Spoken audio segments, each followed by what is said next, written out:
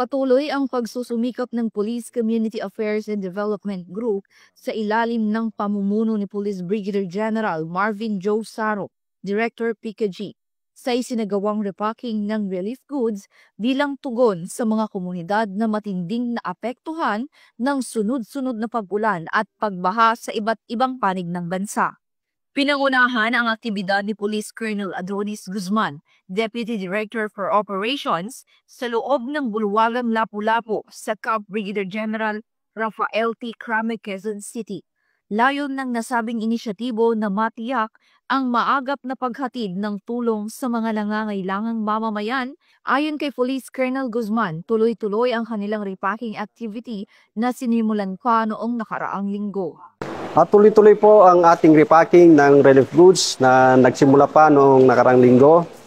At layunin natin na agad na may padala ang mga ito sa mga lugar na labis na napektuhan ng pag-ulan at pagbaha, dulot ng mga nakaraang bagyo at habagat.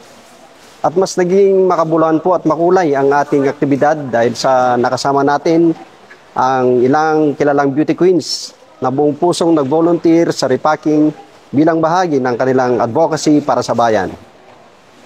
Narito po si Doc Crisa Dormiendo, ang Mrs. Philippines International Face of Beauty 2019, Ms. Hussein Luis Alba Lopez, Miss Asia Pacific All Nations 2022 and Women 2023, Ms. Roxanne Velasco, ang former Miss Metro Manila and Nobel Queen 2024, si Ms. Ricky Abuel de la Peña, ang Miss Universe Philippines Lukban 2024, and Erda Ambassador.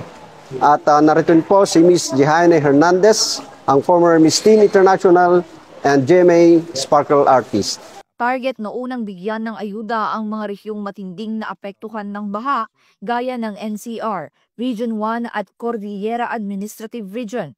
Isusunod din ang iba pang lugar na kasalukuyang tinutukoy ng mga local units bilang nangangailangan ng agarang tulong.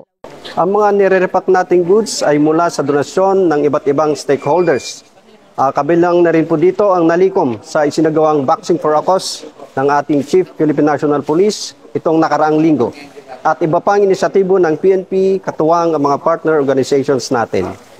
Taos puso po ang aming pasasalamat sa lahat ng tumulong at patuloy na sumusuporta sa adhikaing ito. Sa pagtatapos ng aktibidad, ipinamalas ng PCG ang kahalagahan ng serbisyo, may puso, ang pagiging tulay ng pulisya para sa malasakit, pagkakaisa at pag-asa. Sa mga kapulisan, sa mga beauty queen at sa lahat ng tumulo. Kayo ang tunay na ehemplo ng makabagong bayani, tahimik na naglilingkod, buong pusong kumikilos. At sa gitna ng bawat bagyo, baha at hamon, patuloy ang pag-agos ng malasakit ng kapulisan para sa bayan, para sa mamamayan.